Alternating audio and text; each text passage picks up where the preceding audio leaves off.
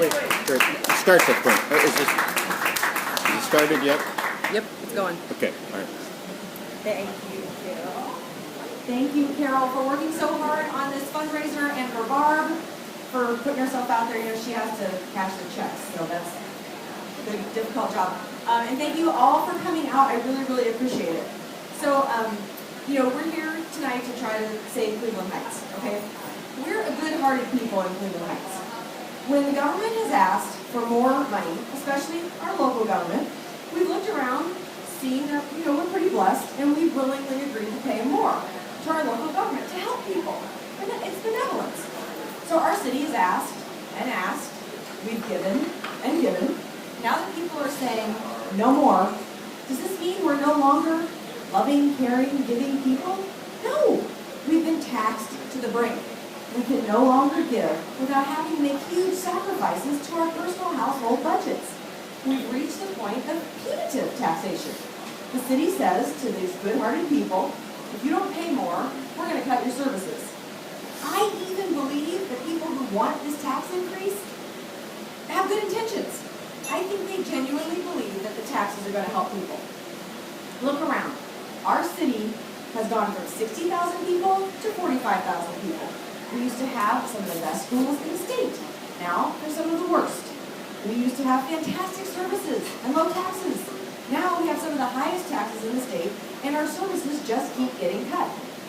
The income tax increase that is now on the November ballot and was voted for unanimously by our city council will not generate the revenue that this city needs.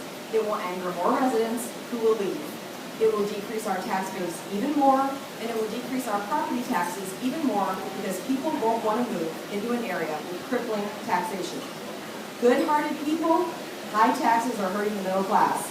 The middle class is being crushed by taxation and is falling into the lower class. High taxes are hurting the working poor the most. People are moving away, not moving in. Businesses are leaving, further eroding our tax base. Higher taxes aren't helping people, they're hurting everyone. The city says that we've lost state funding. They're blaming someone else for our city's problems. The city says that the only options are to cut services or raise taxes. That's like my teenage daughter disobeying and then blaming it on her friend.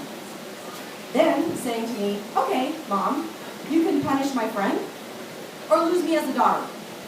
Both are false arguments. In both cases, those aren't the only two options. She would get grounded. But the two options that the city are proposing are the options for navigating a sinking ship right down to the bottom of the ocean. There is another option, one that council seems oblivious to, economic development. This past week, I paid our city income taxes and our water and sewer bills. It was over $400.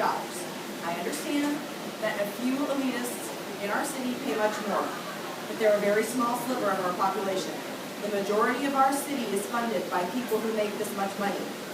I wanted to go out, but I couldn't. I started thinking about what it would be like to live in a city that doesn't punish its citizens with double taxation and doesn't charge outrageous amounts for water and sewer. What if that $400 could have been spent in another way, besides being sent to the bottomless pit of government? We could have gone out to dinner. The restaurant would make money, the server would make money, the restaurant suppliers would make money, and they would all pay taxes on that revenue. We could have gone out to a movie. Maybe we'd still have a movie theater. We might have grabbed some things for the house on our way home or picked up a few things for the kids. All those stores would have made money and paid taxes on that revenue. But alas, we paid all that money to the city, and all of our businesses are leaving. Our city is going under, and they really think that more taxes are the only option. Economic development is the solution. Last weekend, Ohio had a sales tax holiday for back-to-school shopping. You guys all hear about that? I read that the loss of sales tax revenue is more than offset by the increase in income tax revenue due to all of the extra sales. That is how businesses can work. One type of revenue is lost, offset by another type of revenue. In Cleveland Heights, we could offer property tax abatements to businesses for locating here. The lost revenue is more than offset by the increase in income tax revenue. I've actually had someone said this to me today, and I've had a lot of people say this to me. If you want my vote, you need to tell me how you plan to fix everything.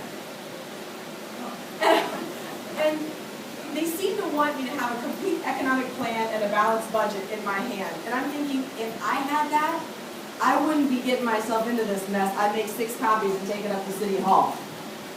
Because believe me, no one up there has an economic plan or a balanced budget either, unfortunately. Instead, it's like we have 6 yeomen from the Titanic.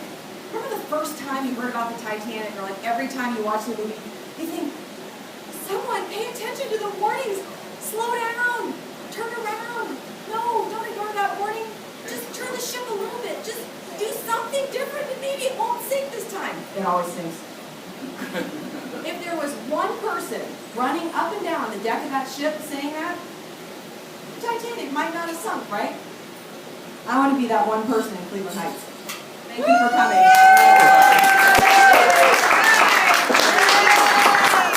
Good.